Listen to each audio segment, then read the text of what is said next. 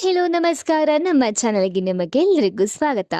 ನಾವು ಇವತ್ತು ಕಿರಿತೆರೆಯ ಅತ್ಯಂತ ಮುದ್ದಾದ ನಟಿ ಅಮೃತಧಾರೆಯ ಮಲ್ಲಿ ಅಲಿಯಾಸ್ ಅನ್ವಿತಾ ಸಾಗರ್ ಅವ್ರ ಬಗ್ಗೆ ಮಾತಾಡೋಣ ಬನ್ನಿ. ಇಂದು ಇವರು ನಗ್ತಾ ಎಲ್ಲರನ್ನ ರಂಜಿಸ್ತಾ ಇರ್ಬೋದು, ಆದ್ರೆ ಈ ನಗುವಿನ ಹಿಂದೆ ಅತಿ ದೊಡ್ಡ ನೋವಿನ ಕಥೆ ಇದೆ. ಒಂದ್ ಕಾಲದಲ್ಲಿ ಕೈಯಲ್ಲಿ ಹಣನೇ ಇರ್ಲಿಲ್ಲ. ತನ್ನ ಕಾರಿನ EMI ಕಟ್ಲಾಗದೆ ತೀವ್ರ ಡಿಪ್ರೆಷನ್ಗೆ ಜಾರಿದ ಈ ನಟಿ ಭಾರತವನ್ನೇ ಬಿಟ್ಟು ದುಬೈನಲ್ಲಿ ಯಾವುದೋ ಕೆಲಸ ಮಾಡೋಣ ಅಂತ ನಿರ್ಧರಿಸ್ಬಿಟ್ಟಿದ್ರಂತೆ. ಹೌದು, ಇದು ಅನ್ವಿತಾ ಸಾಗರ್ ಅವರ ಜೀವನದ ಅತ್ಯಂತ ಕರಾಳ ದಿನಗಳು ಅಂದ್ರೆ ತಪ್ಪಾಗಲ್ಲ. ಗಟ್ಟಿ ಮೇಳದ ಆದ್ಯ ಈಗ ಅಮೃತಧಾರೆಯ ಮಲ್ಲಿಯಾಗಿ ಬದಲಾಗಿದ್ದು ಹೇಗೆ, ಮಂಗಳೂರಿನ ಈ ಹುಡುಗಿ ಅನುಭವಿಸಿದ ಅನುಮಾನಗಳು, ಹಾಗೆ ಅವಳ ಮರುಜನ್ಮ ರೋಚಕ ಪಯಣ ಈ 30 ನಿಮಿಷದ ವಿಡಿಯೋದಲ್ಲಿ ಇದೆ. ನೀವು ಏನಾದ್ರೂ ಇವರ ಫ್ಯಾನ್ ಆಗಿದ್ರೆ ವಿಡಿಯೋನ ಸ್ಕಿಪ್ ಮಾಡದೆ ಕೊನೆವರೆಗೂ ನೋಡಿ, ಯಾಕೆಂದ್ರೆ ಈ ವಿಡಿಯೋ ಅಷ್ಟೊಂದು ಇಂಟ್ರೆಸ್ಟಿಂಗ್ ಆಗಿರುತ್ತೆ. ಹಾಗೆ ಅವರ ಬಗ್ಗೆ ನಿಮ್ಗೆ ಗೊತ್ತಿಲ್ಲದೆ ಇರೋ ವಿಷಯಗಳು ಇವಾಗ ನಾವು ಹೇಳೋಕೆ ಹೊರಟಿದ್ದೇವೆ. ಅನ್ವಿತಾ ಅವರ ಬಾಲ್ಯದ ನೆನಪುಗಳನ್ನು ನೋಡೋಕ್ ಹೋದ್ರೆ ಅವರ ನಿಜವಾದ ಹೆಸರು ಪಾರ್ವತಿ ಅಂತ. ಇವರು ಹುಟ್ಟಿದ್ದು ಫೆಬ್ರವರಿ 20, 1992 ಶಿವಮೊಗ್ಗ ಜಿಲ್ಲೆಯ ಸುಂದರ ಸಾಗರದಲ್ಲಿ. ತಂದೆ ಹೇಮಚಂದ್ರ ಮತ್ತು ತಾಯಿ ಭಾರತಿ. ಸಾಗರದ ಹಸಿರು ಪರಿಸರದಲ್ಲಿ ಬೆಳೆದ ಅನ್ವಿತಾ ಅವರಿಗೆ ಆ ಊರು ಅಂದ್ರೆ ಪಂಚ ಪ್ರಾಣ. ಶಾಲೆಯ ದಿನಗಳಲ್ಲಿ ಅನ್ವಿತಾ ಅವರು ಬಹಳ ಚುರುಕಾಗಿದ್ರಂತೆ. ಅವರು ಸ್ಕೂಲ್ ಪೀಪಲ್ ಲೀಡರ್ ಕೂಡ ಆಗಿದ್ರು. ಸಾಗರದ ಪೋಸ್ಟ್ ಆಫೀಸ್ ಹತ್ತಿರದ ಮಸಾಲ ಪುರಿ ತಿಂತ ಡ್ಯಾನ್ಸ್ ಕ್ಲಾಸ್ಗೆ ಹೋಗ್ತಿದ್ದ ಆ ದಿನಗಳನ್ನು ಅನ್ವಿತಾ ಇಂದಿಗೂ ಮರೆತಿಲ್ಲ. ಅವರ ಸುಂದರವಾದ ಹ್ಯಾಂಡ್ ರೈಟಿಂಗ್ ನೋಡಿ ಟೀಚರ್ಸ್ ಕೂಡ ಫಿದಾ ಆಗ್ತಾ ಇದ್ರಂತೆ. ಆದ್ರೆ ಮಧ್ಯಮ ವರ್ಗದ ಕುಟುಂಬದಿಂದ ಬಂದ ಅನ್ವಿತಾ ಅವರಿಗೆ ನಟಿಯಾಗಬೇಕು ಎಂಬ ಆಸೆ ಮೊದಲೇ ಇರಲಿಲ್ಲ. ನಂತರ ಇವರ ಫ್ಯಾಮಿಲಿ ಎಲ್ಲ ಮಂಗಳೂರಿಗೆ ಶಿಫ್ಟ್ ಆಗುತ್ತೆ. ಸೊ ಅನ್ವಿತಾ ಅವರು ಮಂಗಳೂರಲ್ಲೇ ಅವರ ಎಜುಕೇಶನ್ ನ ಕಂಪ್ಲೀಟ್ ಮಾಡ್ತಾರೆ. ಅವರು ಓದಿರೋದು ಕಡಿಮೆ ಅಲ್ಲ, ಅವರು ಓದಿರೋದು ಎಸ್ಟಿಎಂ ಕಾಲೇಜ್ನಲ್ಲಿ MBA ಓದಿದ್ದಾರೆ. ಇವರ ಅಣ್ಣ ಅನೂಪ್ ಸಾಗರ್ ಅಂತ, ಅವರು ತುಳು ಚಿತ್ರರಂಗದಲ್ಲಿ ಸ್ಟಾರ್ ನಟನಾಗಿ ಬೆಳೀತಿದ್ದಾರೆ. ಅಣ್ಣನಿಗಾಗಿ ಅನ್ವಿತಾ ಅವರು ಪತ್ರಗಳನ್ನ ಆಗಾಗ ಬರಿತಾ ಇರ್ತಾರಂತೆ. ತಮ್ಮ ಖರ್ಚಿಗಾಗಿ ಅನ್ವಿತಾ ಅವರು ಮಂಗಳೂರಿನ ನಮ್ಮ ಟಿವಿ ಚಾನೆಲ್ನಲ್ಲಿ ಆಂಕರ್ ಆಗಿ ಕೆಲಸಕ್ಕೆ ಕೂಡ ಸೇರ್ತಾರೆ. ಸುಮಾರು 4 ವರ್ಷಗಳ ಕಾಲ ಆಂಕರಿಂಗ್ ಮಾಡ್ತಾ ಮಂಗಳೂರಲ್ಲಿ ಮನೆ ಮಾತಾಗ್ತಾರೆ. ಈ ಆಂಕರಿಂಗ್ ಅನುಭವ ಅವರಿಗೆ ಕ್ಯಾಮ್ರಾ ಭಯನ ಹೋಗ್ಲಾಡ್ಸೋದು ತುಂಬಾ ಹೆಲ್ಪ್ ಮಾಡ್ತಂತೆ. ಎಜುಕೇಶನ್ ಎಲ್ಲ ಮುಗಿಸ್ಕೊಂಡು ಜಾಬಿಗೆ ಹೋಗದೆ ಡೈರೆಕ್ಟ್ ಆಗಿ ಸಿನಿಮಾ ರಂಗಕ್ಕೆ ಬರ್ತಾರೆ. 2015ರಲ್ಲಿ ದಂಡ್ ಎಂಬ ತುಳು ಸಿನಿಮಾ ಮೂಲಕ ನಾಯಕಿಯಾಗಿ ಬಣ್ಣದ ಲೋಕಕ್ಕೆ ಕಾಲಿಡ್ತಾರೆ. ನಂತರ ಕನ್ನಡದ ಮಾಯಾ ಕನ್ನಡಿ, ಸ್ನೇಹ ಚಕ್ರ ಸಿನಿಮಾಗಳಲ್ಲಿ ಆಕ್ಟಿಂಗ್ ಮಾಡ್ತಾರೆ. ಆದ್ರೆ ದುರಾದೃಷ್ಟನೋ ಏನು, ಯಾವ ಸಿನಿಮಾ ಕೂಡ ಅವರಿಗೆ ದೊಡ್ಡ ಯಶಸ್ಸು ನೀಡಲೇ ಇಲ್ಲ. ಒಂದು ಹಂತದಲ್ಲಿ ಸತತ 8 ತಿಂಗಳ ಕಾಲ ಅನ್ವಿತಾ ಅವರ ಕೈಯಲ್ಲಿ ಯಾವುದೇ ಕೆಲಸ ಇರಲಿಲ್ಲ. ಕಾರಿನ EMI ಕೂಡ ಹಣ ಇಲ್ಲದೆ, ಮನೆಯವರಿಗೆ ಏನ್ ಹೇಳ್ಬೇಕು ಅಂತ ತಿಳಿದೆ ಫುಲ್ ಡಿಪ್ರೆಷನ್ಗೆ ಹೋಗ್ಬಿಟ್ಟಿದ್ರಂತೆ. ರಾತ್ರಿ ಇಡೀ ಅಳ್ತಾ ಕೂತ್ಕೊಳ್ತಾ ಇದ್ರು. ಕೊನೆಗೆ ಬೇಸತ್ತು ಭಾರತವನ್ನೇ ಬಿಟ್ಟು ದುಬೈಗೆ ಹೋಗಿ ಅಲ್ಲಿ ಏನಾದ್ರೂ ಕೆಲಸ ಮಾಡೋಣ ಅಂತ ಹೇಳಿದ್ರಂತೆ. ಆದ್ರೆ ಆಗ ಅವರಿಗೆ ಹೆಲ್ಪ್ ಮಾಡಿದ್ದು ಅವರ ಅಣ್ಣ ಅನೂಪ್ ಅವರು. ಆದ್ರೆ ಅವರ ಲೈಫಿನ ಟರ್ನಿಂಗ್ ಪಾಯಿಂಟ್ ಅಂದ್ರೆ ಇದೆ. ಹೌದು, ದುಬೈಗೆ ಹೋಗೋ ತಯಾರಿ ಮಾಡ್ಕೋತಾ ಇದ್ರಂತೆ. ಆಗ ಗಟ್ಟಿ ಮೇಳ ಧಾರಾವಾಹಿ ಆಫರ್ ಬರುತ್ತೆ. ವಿಶೇಷವಂದ್ರೆ ಮೊದಲು ಅವ್ರ ಈ ಪಾತ್ರಕ್ಕೆ ರಿಜೆಕ್ಟ್ ಆಗಿದ್ರು. ಆದ್ರೆ ವಿಧಿ ಅವರನ್ನ ನಟಿಯಾಗಿ ನೋಡ್ಬೇಕು ಅಂತ ಬಯಸಿತ್ತು ಅಂತ ಅನ್ಸುತ್ತೆ. ಮತ್ತೆ ಕರೆ ಬಂದು ಆದ್ಯ ಪಾತ್ರಕ್ಕೆ ಆಯ್ಕೆ ಆದ್ರು. ಆದ್ಯ ಪಾತ್ರ ಎಷ್ಟು ಫೇಮಸ್ ಆಯ್ತು ಅಂದ್ರೆ ಜನರು ಇವರನ್ನ ಅನ್ವಿತಾ ಅನ್ನೋದ್ಗಿಂತ ಆದ್ಯ ಅಂದೇ ಗುರ್ತಿಸ್ತಾ ಇದ್ರು. ನಿಮ್ಗೆ ಗೊತ್ತಿರಬಹುದು, ನೀವು ಗಟ್ಟಿ ಮೇಳ ಫ್ಯಾನ್ಸ್ ಆಗಿದ್ರೆ ಕಮೆಂಟ್ ಮಾಡಿ ತಿಳಿಸಿ. ಇದಾದ್ಮೇಲೆ ಡ್ಯಾನ್ಸಿಂಗ್ ಚಾಂಪಿಯನ್ಸ್ ರಿಯಾಲಿಟಿ ಶೋದಲ್ಲಿ ಅದ್ಭುತವಾಗಿ ಡ್ಯಾನ್ಸ್ ಮಾಡಿ ಹೊಸ ಕಾರನ್ನ ಕೂಡ ಗೆದ್ರು. ನೋಡಿ, ಅವರು ಆ ಒಂದು ತಗೊಂಡಿರೋ ಕಾರನ್ನ EMI ಕಟ್ಟಕ್ಕೆ ಆಗ್ತಾ ಇರಲಿಲ್ಲ. ಆದ್ರೆ ಅವರು ಈ ಶೋದಲ್ಲಿ ವಿನ್ ಆಗಿ ಅವಾರ್ಡನ್ನೇ ಗೆದ್ಬಿಡ್ತಾರೆ. ಸೊ ಇದಾದ್ಮೇಲೆ ಅವರ ದೊಡ್ಡ ಟರ್ನಿಂಗ್ ಪಾಯಿಂಟ್ ಅಂತಾನೆ ಹೇಳ್ಬಹುದು. ಇದಾದ್ಮೇಲೆ ಅವರಿಗೆ ಉದಯ ಟಿವಿಯಲ್ಲಿ ಪ್ರಸಾರ ಆಗ್ತಾ ಇದ್ದೋ ಅಣ್ಣ ತಂಗಿ ಸೀರಿಯಲ್ ಅಲ್ಲಿ ರೀಪ್ಲೇಸ್ ಪಾತ್ರ ಸಿಗತ್ತೆ. ಅಲ್ಲೂ ಕೂಡ ಒಂದು ನೆಗೆಟಿವ್ ಶೇಡ್ ಅಲ್ಲಿ ಜನರ ಮನನ ಗೆಲ್ತಾರೆ ಅಂತಾನೆ ಹೇಳ್ಬಹುದು. ಯಾಕೆಂದ್ರೆ ಇಲ್ಲಿ ಅಗ್ನಿ ಸಾಕ್ಷಿಯಲ್ಲಿ ಒಂದು ಸಾಫ್ಟ್ ಹುಡುಗಿ ಒಳ್ಳೆ ಪಾಸಿಟಿವ್ ಕ್ಯಾರೆಕ್ಟರ್ ನ ಮಾಡಿದ್ರು.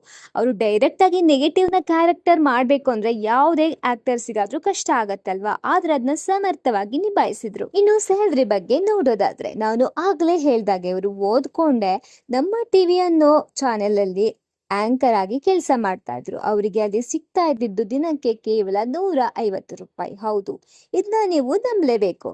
ತಿಂಗಳಿಗೆ ಸುಮಾರು 4,000ರಿಂದ 5,000 ರೂಪಾಯಿಗಳಷ್ಟೇ ಅವರಿಗೆ ಸಿಗ್ತಾ ಇತ್ತು. ಆ ಪುಟ್ಟ ಮೊತ್ತದಲ್ಲಿ ಅವರು ತಮ್ಮ ಖರ್ಚುಗಳನ್ನ ನಿಭಾಯಿಸ್ತಾ ಇದ್ರಂತೆ. ಇಂದು ಅವರು ಲಕ್ಷಾಂತರ ರೂಪಾಯಿ ಸಂಭಾವನೆ ಪಡೆಯುವಂತ ಹಂತಕ್ಕೆ ಬೆಳೆದಿದ್ದಾರೆ ಅಂದ್ರೆ ತಪ್ಪಾಗಲ್ಲ. ಇನ್ನು ಅವರ ಹವ್ಯಾಸಗಳನ್ನ ನೋಡೋದಾದ್ರೆ ಅನ್ವಿತಾ ಅವರಿಗೆ ಅಡಿಗೆ ಮಾಡೋದಂದ್ರೆ ತುಂಬಾನೇ ಇಷ್ಟ. ವಿಶೇಷವಾಗಿ ಮಂಗಳೂರು ಶೈಲಿಯ ಚಿಕನ್ ಕರಿ ಮತ್ತು ಬಿರಿಯಾನಿ ಮಾಡೋದ್ರಲ್ಲಿ ಅವರು ಎತ್ತಿದ ಕೈ. ಶೂಟಿಂಗ್ ಇಲ್ಲದ ಸಮಯದಲ್ಲಿ ಮನೆಯಲ್ಲಿ ತಾವೇ ಅಡಿಗೆ ಮಾಡಿ ಕುಟುಂಬದವರಿಗೆ ಬಡಿಸ್ತಾರೆ. ಇವರಿಗೆ ಕ್ಯಾಮ್ರಾ ಅಂದ್ರೆ ಪೋಸ್ಟ್ ನೀಡೋದು ತುಂಬಾನೇ ಇಷ್ಟ. ಅವರು ಇನ್ಸ್ಟಾಗ್ರಾಮ್ ನೋಡಿದ್ರೆ ನಿಮ್ಗೆ ತಿಳಿಯತ್ತೆ. ಅವರ ವಿಭಿನ್ನ ಶೈಲಿಯ ಬಟ್ಟೆಗಳನ್ನು ಧರಿಸಿ ಫೋಟೋ ಶೂಟ್ ಮಾಡ್ತಾ ಇರ್ತಾರೆ. ಹಾಗೆ ಇವರು ಪ್ರಾಣಿ ಪ್ರಿಯ. ಇವರಿಗೆ ನಾಯಿಗಳಂದ್ರೆ ತುಂಬಾ ಇಷ್ಟ ಅಂತೆ. ಸಾಕು ಪ್ರಾಣಿಗಳ ಜೊತೆ ಸಮಯ ಕಳೆಯೋದು ಇವರ ನೆಚ್ಚಿನ ಹವ್ಯಾಸ. ಹಾಗೆ ಇವರದ್ದು ಒಂದು ಯೂಟ್ಯೂಬ್ ಚಾನಲ್ ಕೂಡ ಇದೆ. ಅವರ ಡೈಲಿ ವ್ಲಾಗ್ಸ್ ಗಳನ್ನ ಅದರಲ್ಲಿ ಹಂಚ್ಕೋತಾ ಇರ್ತಾರೆ. ಇನ್ನು ಇನ್ವೆಸ್ಟ್ಮೆಂಟ್ ಬಗ್ಗೆ ನೋಡೋದಾದ್ರೆ ಅನ್ವಿತಾ ಅವರು ಕಷ್ಟದ ದಿನಗಳನ್ನ ನೋಡಿರೋದ್ರಿಂದ ಹಣದ ಮೌಲ್ಯ ಅವರಿಗೆ ಚೆನ್ನಾಗಿ ಗೊತ್ತಿದೆ. ಅವರು ಮೊದಲು ಕಷ್ಟಪಟ್ಟು ಒಂದು ಸ್ವಿಫ್ಟ್ ಕಾರನ್ನ ಲೋನ್ ಮೂಲಕ ತಗೊಂಡಿದ್ರು. ಆದ್ರೆ EMI ಕಟ್ಟಲು ಪಟ್ಟ ಪಾಡು ನಿಮ್ಗೆ ಇವಾಗಲೇ ಹೇಳಿದ್ದೀನಿ. ಆದ್ರೆ ಡ್ಯಾನ್ಸಿಂಗ್ ಚಾಂಪಿಯನ್ ರಿಯಾಲಿಟಿ ಶೋ ಗೆದ್ದಾಗ ಅವರಿಗೆ ಒಂದು ಬ್ರ್ಯಾಂಡ್ ನ್ಯೂ ಕಾರು ಬಹುಮಾನವಾಗಿ ಸಿಕ್ತು. ಅವರು ಬರುವ ಸಂಭಾವನೆಯಲ್ಲಿ ಹೆಚ್ಚಿನ ಭಾಗವನ್ನ ಬಂಗಾರದ ಮೇಲೆ ಹೂಡಿಕೆ ಮಾಡ್ತಾರಂತೆ ಮತ್ತು ತಮ್ಮ ಭವಿಷ್ಯಕ್ಕಾಗಿ ಉಳಿತಾಯ ಮಾಡ್ತಾರಂತೆ. ಮದುವೆಗಿಂತ ಮೊದಲು ನಮಗೆ ಆರ್ಥಿಕ ಭದ್ರತೆ ಇರಬೇಕು ಎಂಬುದು ಇವರ ಪಾಲಿಸಿ. ಹಾಗೆ ಇವರು ಎಲ್ಲರಂತೆ ಮದ್ವೆ ಮಾಡ್ಕೋಬೇಕು, ಮಕ್ಕಳು ಮಾಡ್ಬೇಕು ಅಂತಲ್ಲ ಇಷ್ಟ ಇಲ್ಲ ಅಂತೆ. ಅವರಿಗೆ ಮದ್ವೆ ಅಂದ್ರೇನೆ ಇಂಟ್ರೆಸ್ಟ್ ಇಲ್ಲ ಅಂತ ಹೇಳ್ಕೊಂಡಿದ್ದಾರೆ. ಹಾಗೆ ಅವರು ಇವಾಗ ಆಕ್ಟಿಂಗ್ ಮಾಡ್ತಾ ಇರೋ ಅಮೃತಧಾರೆ ಸೀರಿಯಲ್ ಅಲ್ಲಿ ಒಬ್ಬ ಚಿಕ್ಕ ಹುಡುಗ ಇವರನ್ನ ಮದ್ವೆ ಆಗೋ ತರ ಮಾಡಿದಾರಲ್ವಾ. ಸೊ ಅಲ್ಲಿ ಎಲ್ಲರೂ ಇದು ಒಳ್ಳೆ ಅಕ್ಕ ತಮ್ಮ ಸಂಬಂಧ ತರ ಇದೆ, ಚೆನ್ನಾಗಿ ಕಾಣಿಸ್ತಾ ಇಲ್ಲ ಅಂತ ತುಂಬಾನೇ ಟ್ರೋಲ್ ಮಾಡಿದ್ರು. ಆದ್ರೆ ಅವರು ದಿಟ್ಟವಾಗಿ ಅದಕ್ಕೆ ಆನ್ಸರ್ ಮಾಡಿದ್ದಾರೆ. ಸೀರಿಯಲ್ ಅಲ್ಲಿ ಯಾವ ತರ ಸ್ಕ್ರಿಪ್ಟ್ ಇರುತ್ತೋ ಆ ತರ ಮಾಡ್ತೀವಿ. ನನಗೆ ನಿಜವಾಗ್ಲೂ ಹೇಳೋದಾದ್ರೆ ಬೇಜಾರಾಗತ್ತೆ. ಆದ್ರೆ ಇದು ಆಕ್ಟಿಂಗ್ ಅಲ್ವಾ, ಅವರು ದುಡ್ಡು ಕೊಡ್ತಾರೆ, ನಾವು ಆಕ್ಟಿಂಗ್ ಮಾಡ್ತೀವಿ ಅಷ್ಟೇ. ನಾನು ವೇಟ್ ಗೇನ್ ಆಗಿದ್ದೀನಿ ಹೌದು, ಆದ್ರೆ ಹೆಣ್ಮಕ್ಳ ಬಾಡಿ ನೀವು ಅನ್ಕೊಂಡಿರೋ ತರ ಅಲ್ಲ, ಹಾರ್ಮೋನ್ಸ್ ಚೇಂಜ್ ಆಗ್ತಾ ಇರತ್ತೆ ಅಂತ ಹೇಳಿದ್ದಾರೆ. ಹಾಗೆ ಅವರಿಗೆ ರಿಯಲ್ ಲೈಫಲ್ಲಿ ಈ ಲವ್ ಮದುವೆ ಅಲ್ಲ ಇಂಟ್ರೆಸ್ಟ್ ಇಲ್ಲ ಅಂತ. ಯಾಕೆಂದ್ರೆ ಅವರ ಲೈಫಲ್ಲಿ ನಡೆದಿದೆ ಒಂದು ಬ್ರೇಕಪ್ ಲವ್ ಸ್ಟೋರಿ ಅಂತಾನೆ ಹೇಳ್ಬಹುದು.